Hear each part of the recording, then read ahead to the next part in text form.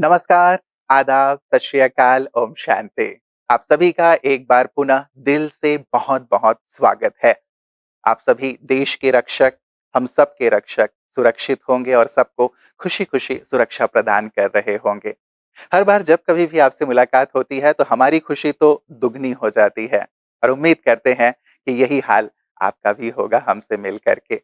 हर बार एक नया विषय लेकर के हम आपके सम्मुख उपस्थित होते हैं और इस बार का विषय बहुत ही सुंदर सा है, adopting in the changed world. बहुत ही खूबसूरत सा विषय है मित्रों, क्योंकि संसार परिवर्तनशील है। जो कल था वो आज नहीं है और जो आज है वो कल नहीं होगा। व्यक्ति भी बदल रहा है, परिस्थितियां भी बदल रही हैं, हम भी बदल रहे हैं और आसपास की चीजें भी बदलती जा रही हैं। कई बार परिवर्तन जब छोटा-सा होता है, तो उसे इज़िली हम अपने जीवन में शामिल कर लेते हैं, उसे स्वीकार कर लेते हैं। लेकिन जब परिवर्तन बहुत बड़ा-सा होता है, तो फिर कहीं न कहीं थोड़ा कष्ट हमें महसूस होने लगता है। इसीलिए अध्यात्म एक सुंदर-सा चीज़ हमें देता है। ए फॉर एप्पल तो हमने सुना ही था, लेकिन ए फॉर एक्सेप्टेंस और साथ ही ए फॉर एडजस्टमेंट, ये भी हमें अध्यात्म सिखाता है और इसकी परम आवश्यकता है, ऐसा महसूस होता है। तो किसी महापुरुष ने कहा है ना कि जीवन आइपॉड नहीं है जिसमें आप मनपसंद गीत सुन लें, लेकिन ये रेडियो की तरह है जिसमें जो गीत आए उसे खुशी-खुशी आप स्वीकार भी कर लें और उसके साथ एडजस्ट कर लें, तो जीवन का आनंद दुगना हो जाता है। तो कैसे हम खुशी-खुशी एक्सेप्ट करें चीज़ों को और साथ ही एडजस्ट करें, उसके लिए ही आज हमारे साथ, हमारे बीच हैं आदरणीय राजयोगिनी ब्रह्मा कुमारी जयंती दीदी जी, जो कि प्रजापिता ब्रह्मा कुमारी ईश्वरी विश्वविद्यालय की वरिष्ठ राजयोग शिक्षिकाएँ हैं। यूरोप और मिडिल ईस्ट में ब्रह्मा कुमारीज़ के जो केंद्र हैं, उनकी आप निदेशिका हैं। वहाँ के सभी केंद्रों का आप कुशलतापूर्वक संचालन कर रही हैं। 50 वर्षों से भी अधिक समय से आपने अपना संपूर्ण जीवन मानवता की सेवा अर्थ ब्रह्मा कुमारीज़ विश्वविद्यालय में समर्पित कर दिया है और जन-जन का कल्याण करना, यही आपके जीवन का ध्येय है। इसी अर्थ 100 से भी अधिक देशों में आप भ्रमण कर चुकी हैं और वहाँ जन-जन में अध्यात्म का अलख आपने जगाया है। इसीलिए सभी प्यार से आपको फ्लाइंग एंजल के नाम से भी पुकारते हैं। तो ऐसी फ्लाइंग एंजल आदरणीय जयंती दीदी जी आज हमारे बीच है। तो चलिए चलते हैं और सुनते हैं इस सुंदर विषय पर उनके विचार और अपने जीवन में उन सुंदर विचारों को आत्मसात करते हैं।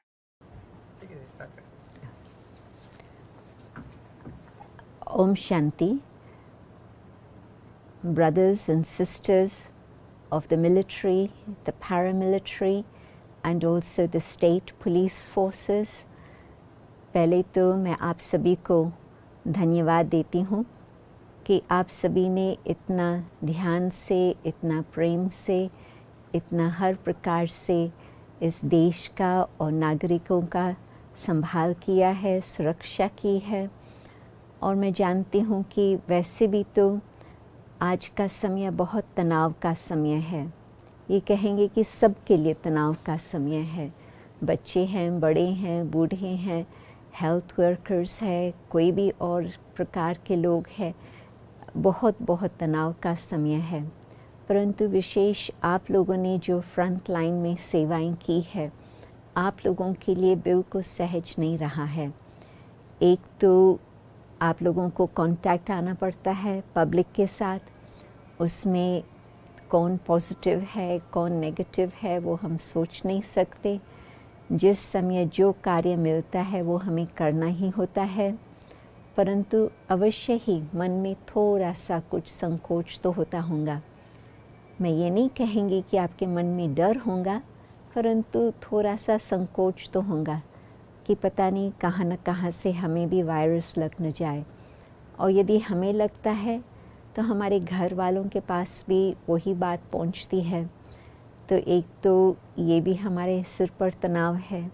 दूसरा, आप देख रहे हो कि जो गरीब है उन्हों को अपने स्थान को छोड़ के वापस अपने घर जाना, जो माइग्रेंट लेबरर्स थे उन्हों को भेजने में भी आपका पूरा सहयोग भी रहा है, परंतु आपके लिए भी बहुत कुछ कठिनाइयाँ देखनी पड़ी है। एक तरफ वो बेचारे गरीब, दूसरी तरफ कुछ ट्रांसपोर्ट नहीं मिल रहा, तीसरी तरफ कितना भी कोशिश करें सबको तो खाना पीना पानी तो नहीं मिल रहा। तो ये सब भी देख कर के मानव का मन कुछ उदास हो सकता, क्योंकि हर मानव के मन में एक कंपैशन, एक करुणा की भावना बैठी हुई है। कोरोना के समय करुणा की भावना भी मैं देख रही हूँ कितनों के मन में है, और मन में यही संकल्प आता कि इन बेचारों को हम क्या सहयोग देवें। और फिर तीसरी बात ये आती कि बच्चों का भी स्कूल्स, एग्ज़ाम्स सब नीचे ऊपर सिस्टम हो गया है, वो भी इतना सहज नहीं है सब कुछ सहन करना। तो ये सब बातें देख कर के मुझे लगता है कि आप लोगों के लिए ख़ास आज ये प्रोग्राम जो आप देख रहे हो, ये सिक्योरिटी विंग सर्विसेज के जो कार्यक्रम चल रहे हैं, मैं आशा रखती हूँ कि आप सभी को इसमें से कुछ न कुछ प्राप्ति, कुछ न कुछ फ़ायदा अवश्य ही होगा। पहले बात तो ये मैं कहेंगी कि जितना जितना हम खुद अपने ही स्वमान में रहते हैं, उस डिग्निटी के आधार से फिर जो हमारा औरों के साथ व्यवहार होता है वो भी एक रिस्पेक्ट और डिग्निटी का होता। उसमें ये नहीं देखा जाता है कि ये कौन है, किस प्रकार का व्यक्ति है, ये देखा जाता है कि ये भी मानव है, और ये देखते हैं कि ये भी आत्मा है। तो जब हम खुद अपने स्वमान में स्थित है तो फिर सिचुएशंस के साथ डील करना थोड़ा हमें और सहज हो सकता। और फिर साथ साथ जब हम खुद अपने आप को अच्छी तरह से जानते हैं और हमने अपनी आंतरिक यात्रा की हुई होती है, तो उसमें हमको पता चलता कि जो तनाव है वो है बाहर की वस्तु, और मेरी अंदर का संसार मेरे हाथ में हो सकता। आपको मालूम होगा कि ये जो टेंशन, स्ट्रेस शब्द आता, स्ट्रेस शब्द हमने मानव के संबंध से जोड़ा सेकेंड वर्ल्ड वॉर के पश्चात। उससे पहले सिर्फ मेटल वायर्स के साथ ये शब्द जोड़ा जाता था। क्यों? क्योंकि हमको मालूम था कि यदि कोई मेटल के ऊपर कुछ भी प्रेशर आता, उसके अंदर स्ट्रेस फैक्टर होती, और यदि उस स्ट्रेस फैक्टर को आप क्रॉस करो तो डेंजर की लिमिट से हम बाहर चले गए कि कभी भी वो ब्रिज, वो रोड या जो कुछ भी है वो टूट सकता।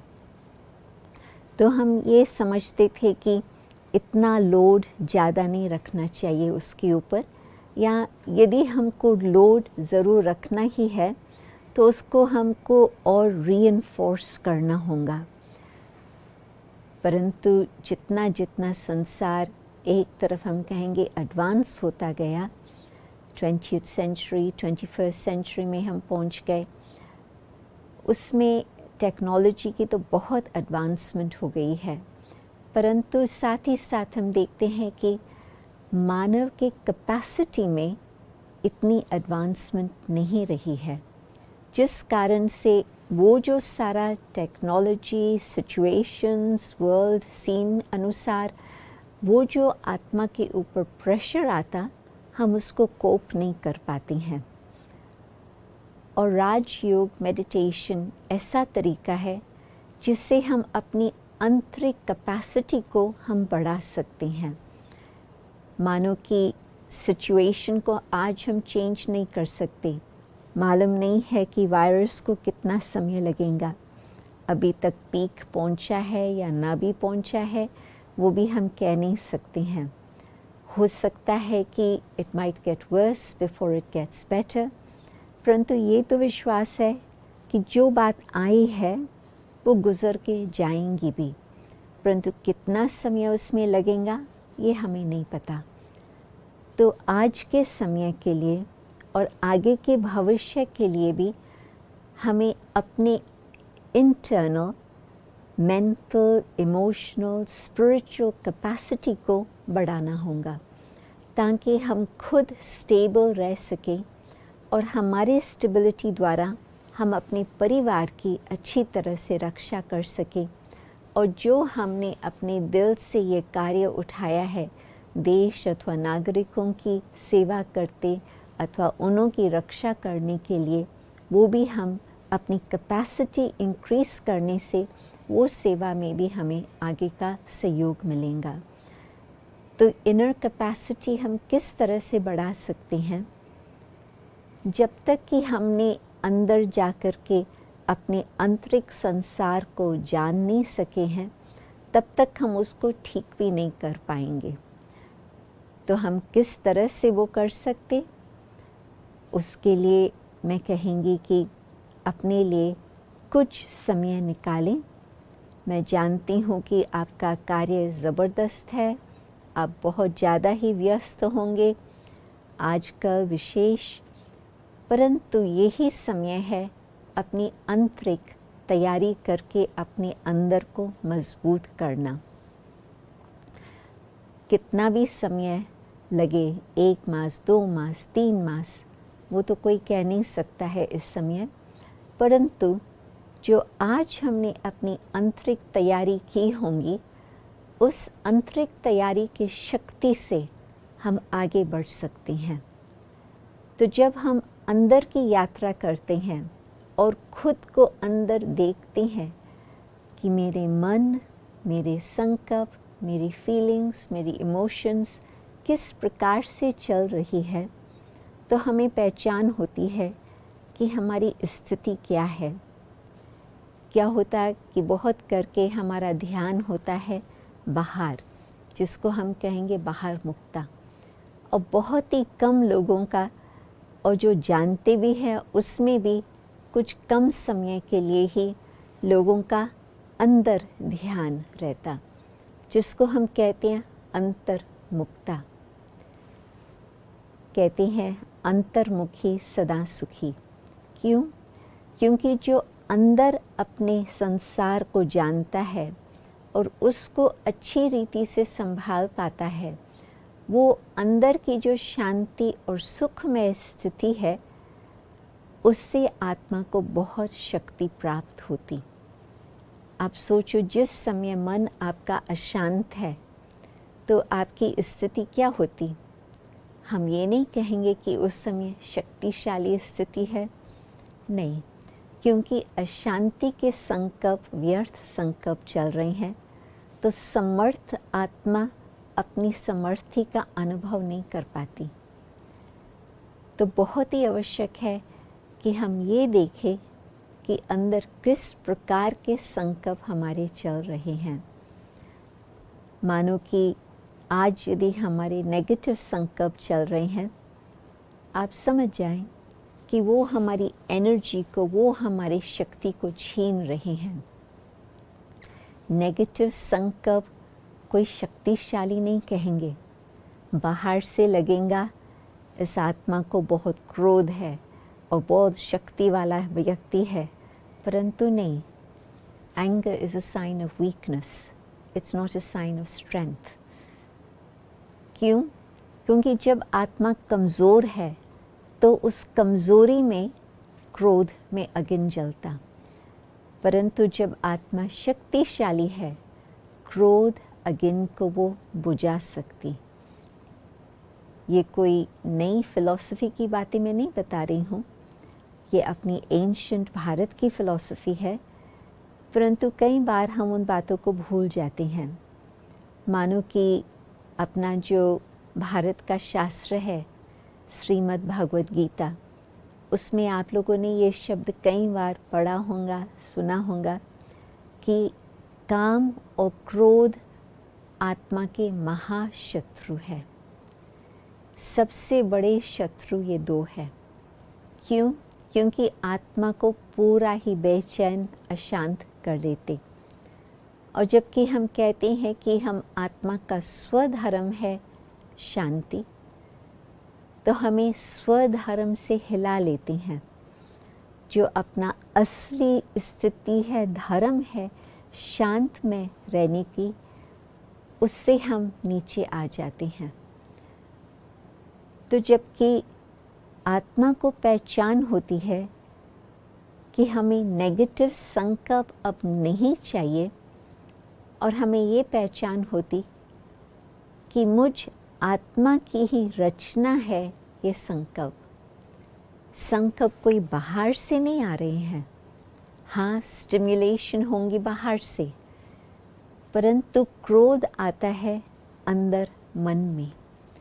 क्यों? क्योंकि जो हमारी मन इच्छा की बात है वो नहीं हो पा रही, कुछ और प्रकार से बातें चल रही। तो उस समय अपने को हम समझा करके वापस अपने स्वधर्म में स्थित हो जाए, हम ये बात भूल जाते हैं और उस बात को छोड़ के फिर हम अशांत हो जाते, और उस अशांति में फिर हम जोश से, क्रोध से कुछ ऐसे बोल देते हैं, कुछ ऐसे कर लेते हैं, और बाद में पश्चाताप भी होता कि ऐसे नहीं होना चाहिए था। परंतु कहने का मतलब कि जब हमने अपने अंदर जाने की यात्रा का आरंभ किया, तो हम देख सकते हैं कि नेगेटिव संकल्प अब शुरू हुआ। अभी जल्दी में ही इसको कन्वर्ट कर लेंगे, दूसरे रास्ते पर लेके जाएं। मानो कि आप गाड़ी चला रहे हैं और आप आगे देखते हैं कि बहुत सारे पत्थर है और दूसरा रास्ता है जहाँ सहज ही सहज आप चल सकेंगे। आप क्या करेंगे? आप पत्थरों के रास्ते पर जाएंगे या आप वो सीधे रास्ते पर जाएंगे जहाँ पर सहज यात्रा हो सके? पत्थरों पर जाएंगे, आपके टायर शायद पंक्चर भी हो जाए। पत्थरों पर जाएंगे, आपकी जो स्थिति है, सीट्स है, मन की स्टेज है, वो हिलती रहेंगी झूले के समान। परंतु आपने देख लिया और तुरंत आपने निर्णय कर लिया, मुझे इस रास्ते से नहीं चलना है, मुझे उस रास्ते से चलना है, उसको कहेंगे विजडम।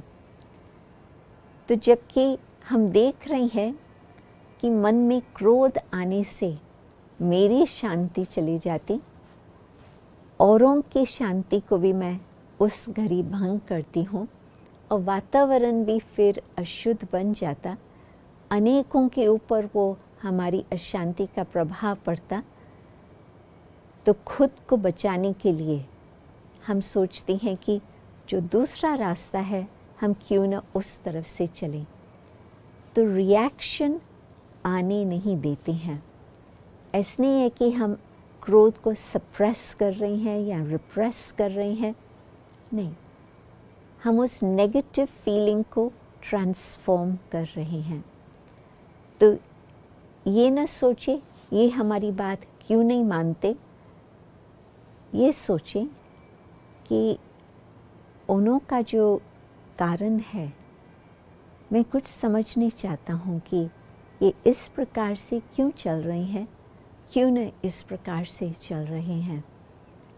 तो अपने को धीरज देना होता है, माइंड के लेवल को चेंज करना होता है, उन्हों की बात को समझने की हम कोशिश करें, तो फिर उस घड़ी मन में जोश नहीं होगा, समझने की भावना होगी, तो उन्हों के पास भी हमारी एम्पैथी पहुंच सकती है।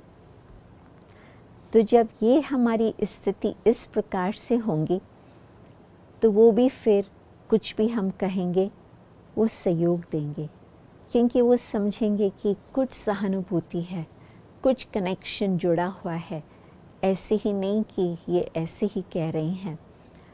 तो जिस घड़ी वो नेगेटिव संकल्प आता, उसको आपने थोड़ा समय भी चलने दिया, तो फिर तो वो फीलिंग्स चेंज हो जाएंगी और जल्दी में ही फिर वो जोश अथवा क्रोध उत्पन्न होगा। तो मैं सजेस्ट करेंगी कि जब जब आप अंदर की यात्रा करने के लिए थोड़ा समय निकाल करके झांक के देखेंगे, आप पहले तो खुद जो हमारा स्वधर्म है शांति का, आप खुद उस स्थिति का अनुभव करें। और वो कैसे होता?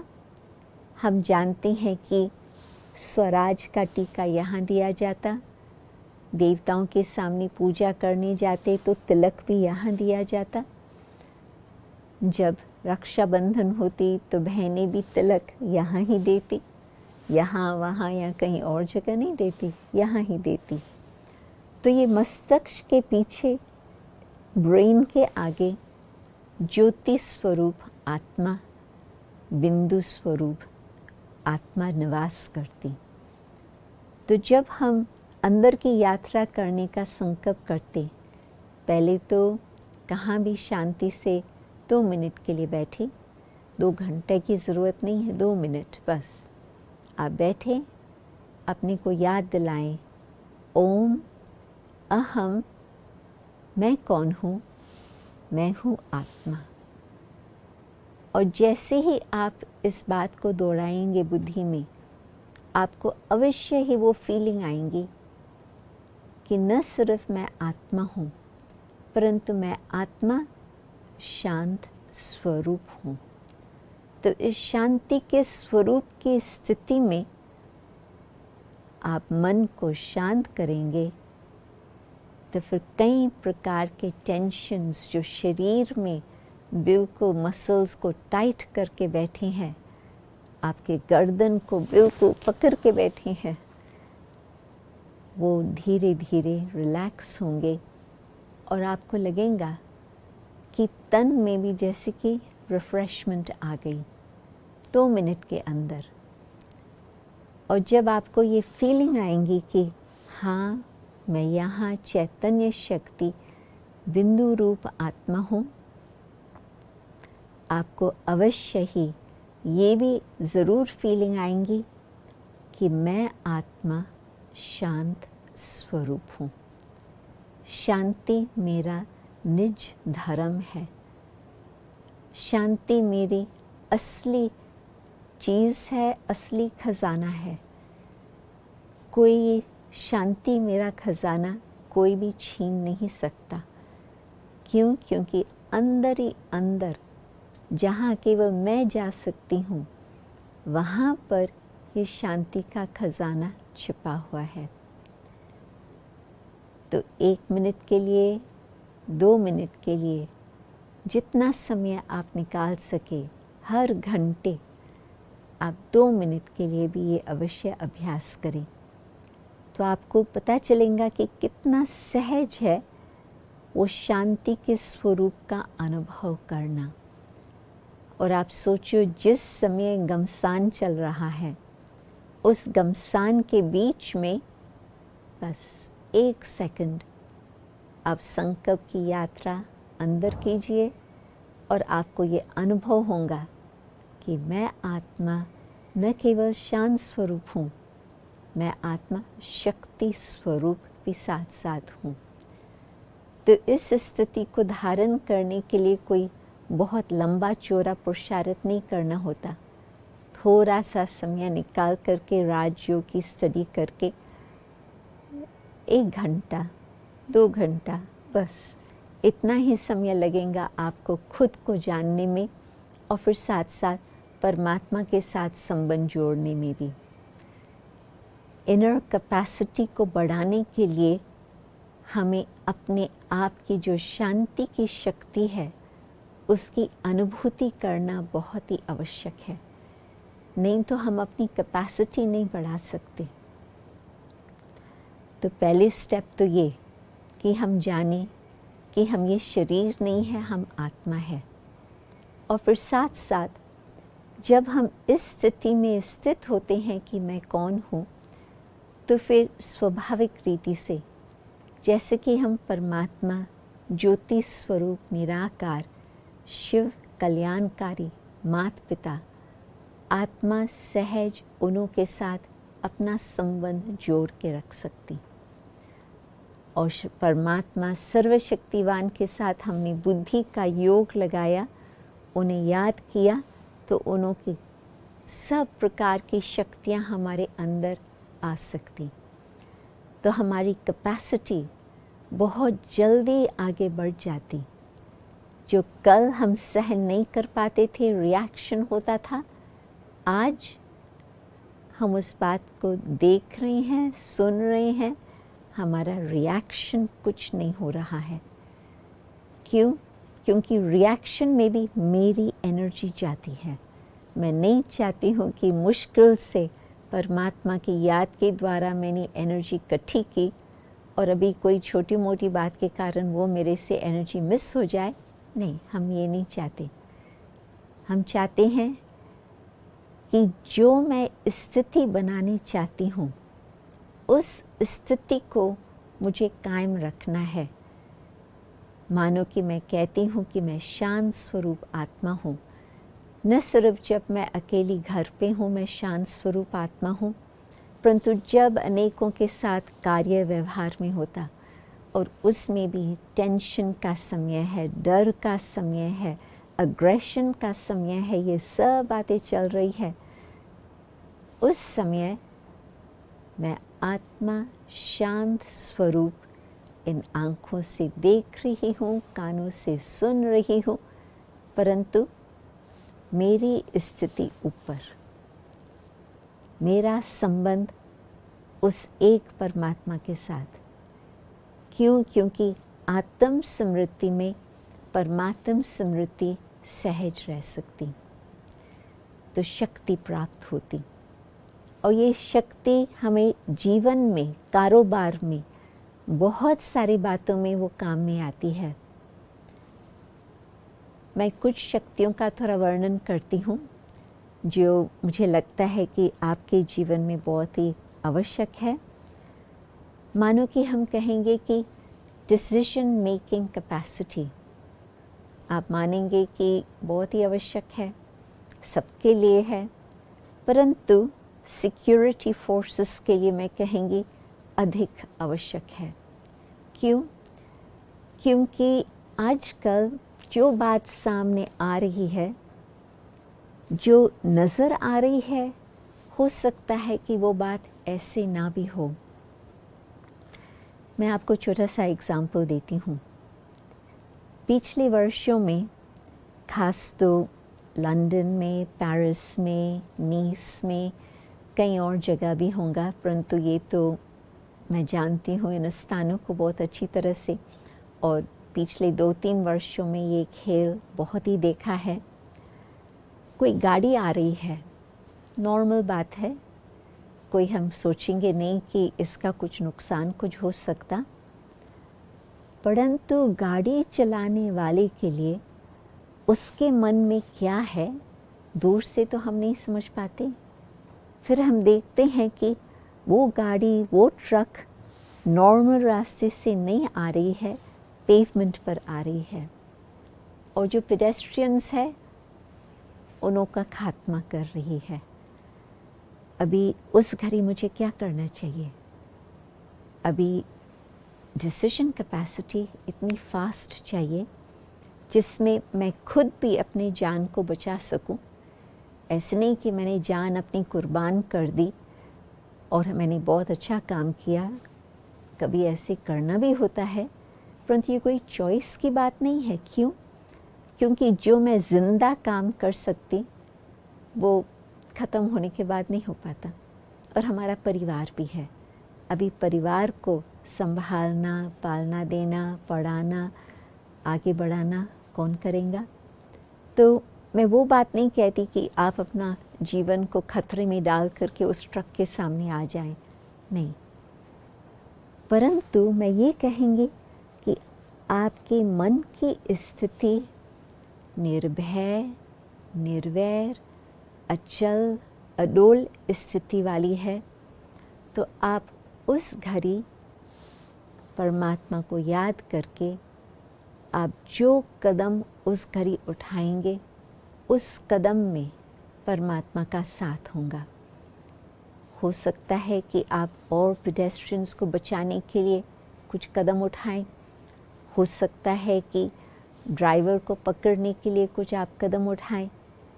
जो कुछ उस घड़ी आपकी बुद्धि की लाइन परमात्मा के साथ जुड़ी हुई होंगी, क्लियर होंगी, कुछ आपके अटैचमेंट्स नहीं होंगे, कुछ आपका लेन देन इस कारोबार में किसके साथ नहीं होगा, तो वो क्लीन क्लियर बुद्धि परमात्मा के सिग्नल को कैच करके आप वो कार्य कर सकते हैं जिसमें आपको सफलता प्राप्त हो। और न सिर्फ आपके लिए फ़ायदा, समाज के लिए भी अवश्य ही वो फ़ायदा हो सकता। तो इसी प्रकार से बहुत सारी सिचुएशंस आएंगी, आती भी है और आएंगी भी, परंतु इंटरनल कैपेसिटी बढ़ाई है, अंदर अपनी स्थिति शक्तिशाली है, परमात्मा के साथ संबंध जोड़ के रखा है, तो क्लियर गाइडेंस से बहुत फ़ायदा हो सकता। एक दूसरी बात मैं सुनाती हूँ। कई बारी ये भी बात सामने आती कि हम टीम है, एक अकेला व्यक्ति कहाँ तक चल सकता।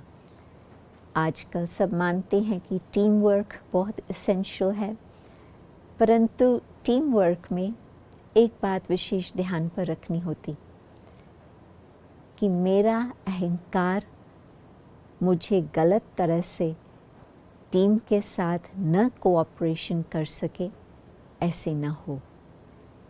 यदि हमने अपने अहंकार को समझ करके उस स्थिति से पार किया है और आज हमें पता है कि जो कुछ कार्य सफल होगा वो टीम वर्क अथवा कोऑपरेशन के साथ ही हो सकता, और कोई तरीका नहीं है, तो हम बड़ी नम्रता से जो भी और हमारे साथी है, टीम है, एक एक की विशेषता को देख करके हम अच्छी तरह से टीम के साथ बिल्कुल जैसे वेल ऑयल्ड मशीन होती है, अच्छी तरह से हम कारोबार में आ सकते हैं।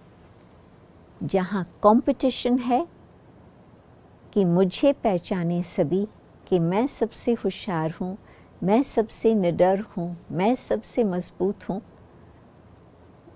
उसको टीम में काम करना सहज नहीं होता।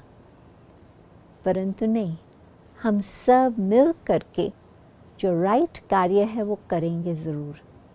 गलत काम नहीं करेंगे, राइट काम करेंगे।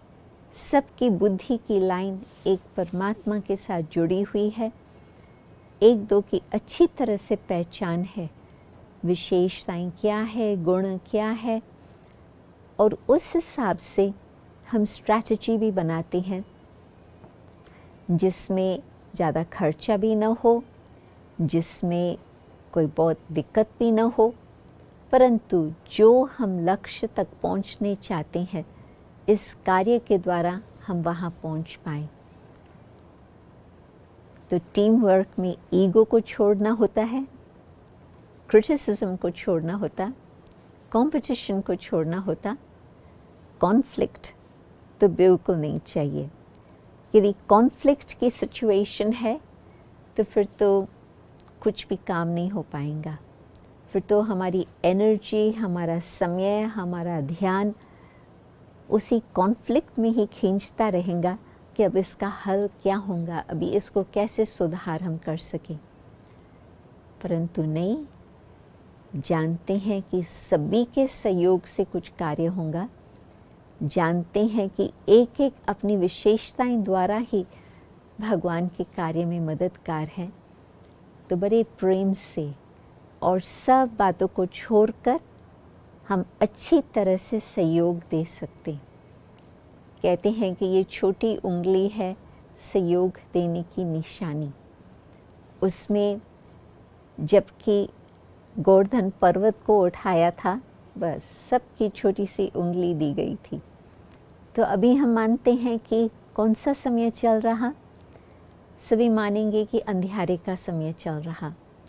मैं 24 घंटों का दिन रात नहीं कह रही हूँ, परंतु जो विश्व के इतिहास की बेहद की घड़ी है, मानो कि सतयुग अभी तो नहीं है, बीत चुका, त्रेता युग नहीं, वो भी नहीं है, द्वापर 2 पुर्जे बाकी आकर कर रहे आत्मा की शक्ति के, परंतु द्वापर भी बीत गया। अभी हम पहुँचे हैं कलयुग, और कलयुग के भी अंतिम चरणों में। काल का युग, काल समय अथवा मौत अथवा मशीन, इन सब बातों का याद दिलाता। तो आप सोचो कि जो आज हम सीन देख रहे हैं, एक तो मशीनों का युग, ये तो स्पष्ट है, परंतु काल, मौत, किस समय किस घड़ी वो मेरे सामने आती है, किसी और के सामने आती है, कोई भरोसा नहीं है। भरोसा है उस एक परमात्मा का, बाकी और किसी के ऊपर हम आधारित नहीं हो सकते, कोई भरोसा नहीं होता। परंतु यदि हमने परमात्मा को साथी बना के रखा, परमात्मा के साथ हम दिल की लेन देन की बातें करते हैं, तो मुझे मालूम है कि अवश्य ही परमात्मा का सहयोग हमें प्राप्त होगा। परमात्मा हमें ऐसी शक्ति देगा जो हम औरों के साथ सहयोगी बन करके कलयुग के पर्वत को उठा सकेंगे। मैं मानती हूँ कि रात के बाद दिन आता, आप भी ये बात मानेंगे ज़रूर। तो इस हिसाब से कलयुग का समय जो इतना समय तक चला है, इसके बाद दिन अथवा सतयुग अवश्य आने वाला है। तो ये जो बीच का समय है, जिसको हम कहते हैं संगम युग, कॉन्फ्लुएंस, एक तरफ अंधियारी रात, दूसरी तरफ दिन, और यहाँ बीच में ज्ञान सूर्य परमात्मा उदय हुआ। और वो कह रहे हैं कि बस अब शक्ति लेने का समय है, मैं सर्वशक्तिवान हूँ, आपको जितनी शक्ति चाहिए बस आप सिर्फ प्लग इन कर लो, रिचार्ज कर लो अपनी बैटरी का। क्यों? क्योंकि बुद्धि की तार जब परमात्मा के साथ जुड़ी हुई होती, तो उससे जो हमें शक्ति प्राप्त होती, वो एक ही साधन है, कोई और दूसरा तरीका है ही नहीं। आप कोशिश करके भी देखें, या कोशिश की भी हुई है, परंतु एक ही तरीका है अपने को बलवान शक्तिवान बनाने का, अपनी इनर रिसोर्सेज, इनर कैपेसिटी को इंक्रीज करने का। तो सहयोग की शक्ति आज के समय बहुत बहुत आवश्यक है। और भी बताएं? एक और शक्ति का मैं वर्णन करती हूँ, जो मुझे लगता है कि आज के समय वो भी बहुत ही आवश्यक है। वो है सहन शक्ति। आप देखेंगे कि आजकल संसार में एक्सप्लोजन्स बहुत हो रहे हैं। मैं बुलेट्स और बॉम्ब्स की बात नहीं कह रही हूँ, मैं मनुष्यों के व्यवहार की बात कह रही हूँ। यहाँ देखो एक्सप्लोजन, यहाँ देखो एक्सप्लोजन, यहाँ देखो एक्सप्लोजन। जैसे कि जो कुछ अंदर आत्मा में भरा हुआ है बहुत काल का, छोटा सा ट्रिगर होता और वो एक्सप्लोजन हो जाती। आजकल के लिए कहते हैं कि बड़ा छोटा फ्यूज़ है, शॉर्ट फ्यूज़, वो फ्यूज़ जल्दी चल के जल के बिल्कुल ख़त्म हो जाता, एक्सप्लोजन हो जाती। 100 वर्ष पहले, या ये भी कहेंगे 50 वर्ष पहले या 30 वर्ष पहले भी, आत्माओं के अंदर कुछ अधिक सहनशीलता थी, कुछ अधिक सहन शक्ति थी। अभी आप सोचो कि लॉकडाउन तो कईयों के लिए बहुत मुश्किलात का समय बीता, खास करके माइग्रेंट लेबरर्स के लिए मैं कहेंगी। परंतु कई हैं जो वैसे तो कहेंगे कि आराम से घर पे बैठे हैं, कुछ और उनको तकलीफ़ नहीं है, खाना भी है, तबीयत भी ठीक है, परिवार भी साथ में है, परंतु फिर भी वो बेचैन है। उनको पसंद नहीं आ रहा है कि हम लॉकडाउन में क्यों है। मानो कि टॉलरेंस कैपेसिटी, जो हर बात को समझ करके सहन कर लेवे, उन्हों को बात को मुश्किल न बना लेवे, इसी से ही आप देखो कि कितनी लोगों की सहनशीलता कम हो गई है। और कोई समय था जबकि लोग बड़ा प्यार से आपस में ही मिलजुल करके जो कुछ एंटरटेनमेंट होता था घर पे ही होता था, कोई बाहर जाने की आवश्यकता ही नहीं होती थी। और आजकल वैसे तो हर एक को अपनी डिवाइसेस भी है जिससे बहुत कुछ एंटरटेनमेंट घर बैठे भी प्राप्त हो सकता, परंतु उन्हों को भी मुश्किल लग रहा है। तो कई बातों से आजकल लगता है कि टॉलरेंस कैपेसिटी, सहनशीलता आत्माओं की कम हो गई है।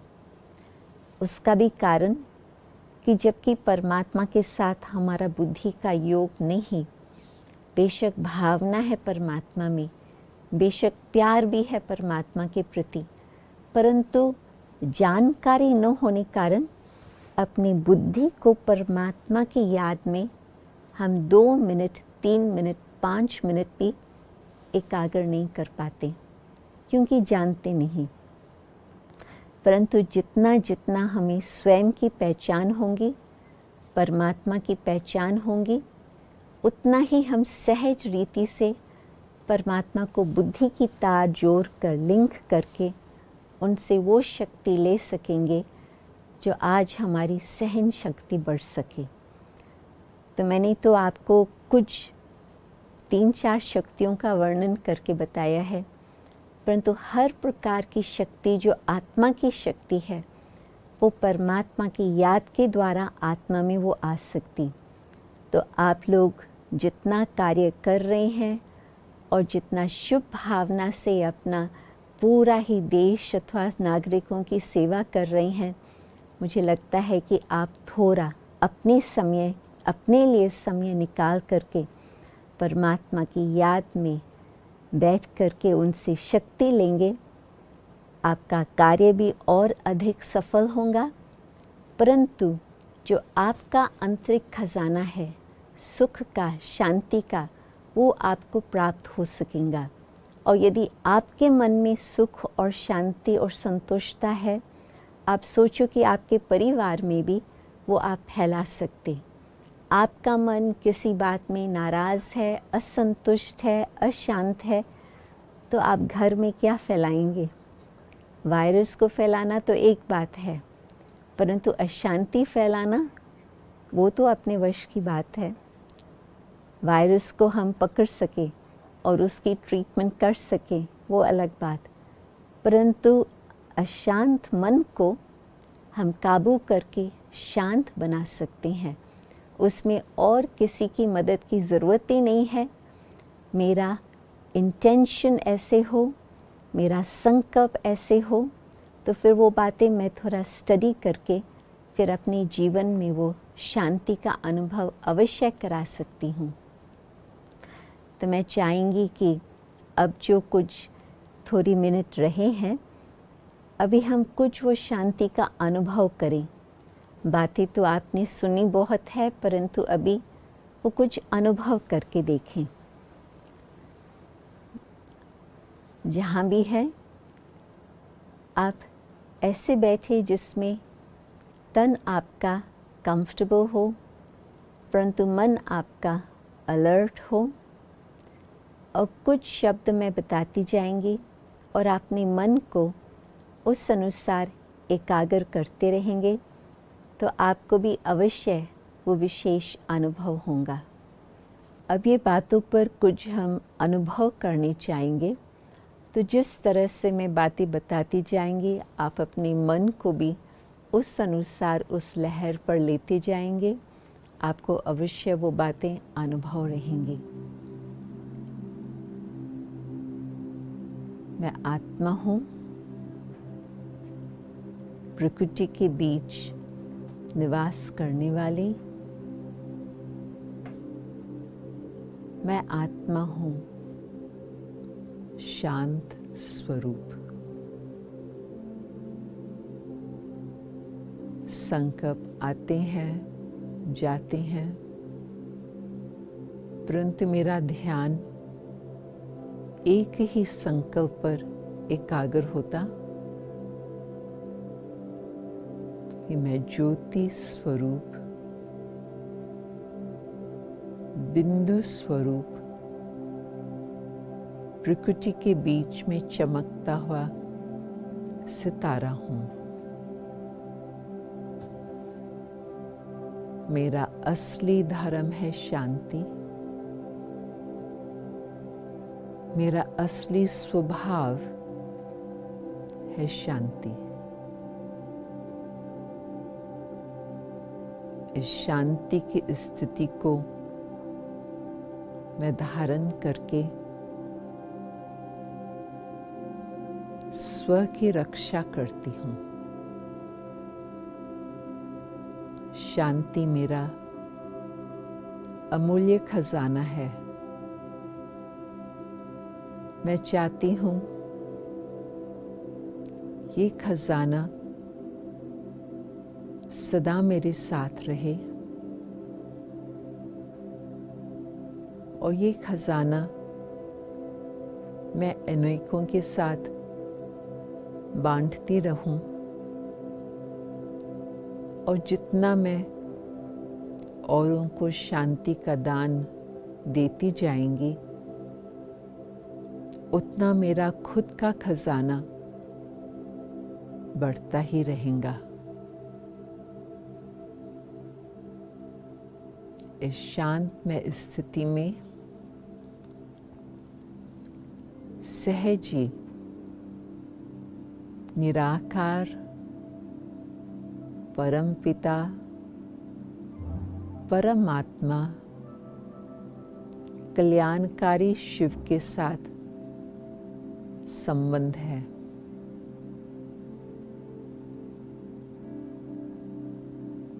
शांति के सागर द्वारा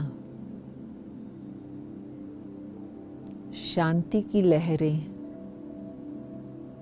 सब तरफ फैलती जा रही है।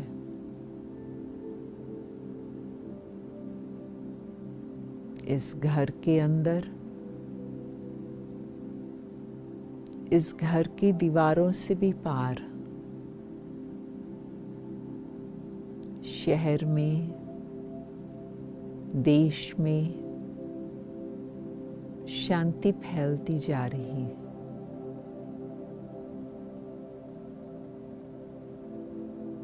हर मानव आत्मा को शांति की चाहना रहती और अब शांति के सागर द्वारा जो आत्मा कहीं पर भी हो उन्हें शांति का दान परमात्मा द्वारा प्राप्त हो रहा।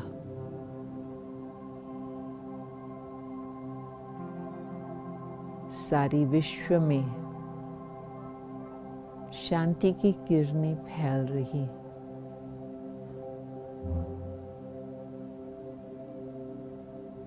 शांति न केवल मनुष्य आत्माओं की आवश्यकता है, हर जीवित प्राणी को शांति की आवश्यकता है। तो परमात्मा की शांति सब तरफ फैलती जा रही है, हर जीवित प्राणी तक पहुंच रही है।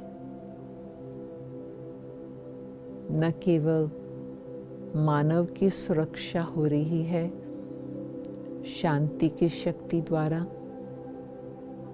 किंतु हर प्राणी की भी रक्षा हो रही है। शांति की शक्ति और भी फैलती जा रही है। 5 तत्व प्रकृति के जो बने हुए हैं, 5 तत्व ही शांत होते जा रहे। जो हमने प्रकृति में भी अशांति फैलाई, आज परमात्मा की याद के द्वारा हम शांति फैलाने लगे। हमने जो 5 तत्वों को भी पलूट कर दिया, आज परमात्मा की याद के द्वारा पवित्रता की शक्ति हम फैला रहे, ताकि 5 तत्व भी प्रकृति के नियम अनुसार शांति से अपना कार्य कर सके और हमें भी सहयोग देते रहे।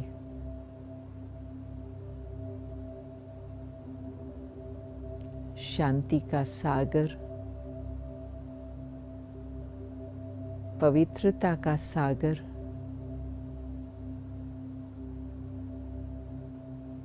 परम पिता, परमात्मा, प्यार का सागर भी है।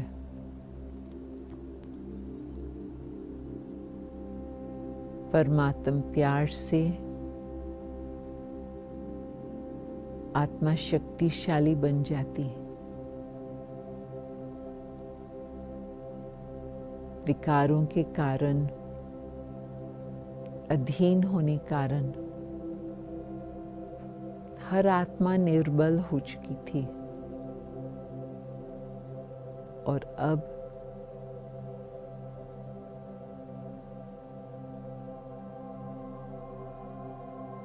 प्यार के सागर से ऐसी शक्ति प्राप्त हो रही जो आत्मा बलवान, शक्तिवान बन जाती।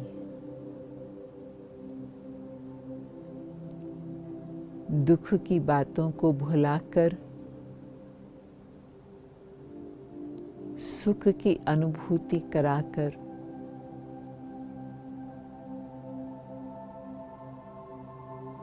परमात्मा हमें शक्तिशाली बनाते हैं।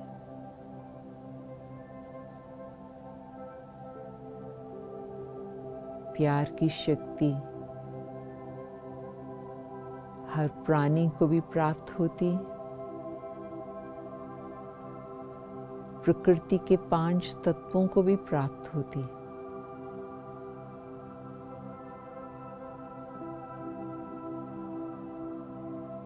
और ये ही शांति की शक्ति, प्यार की शक्ति, पवित्रता की शक्ति, सत्यता की शक्ति परमात्मा हमें देते।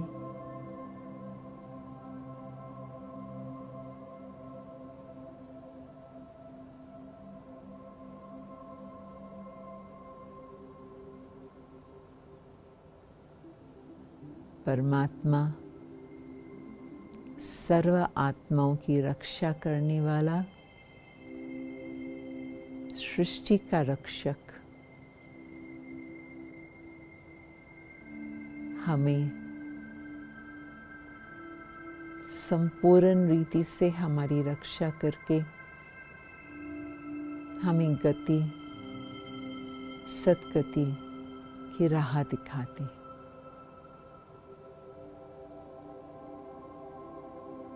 ओम शांति।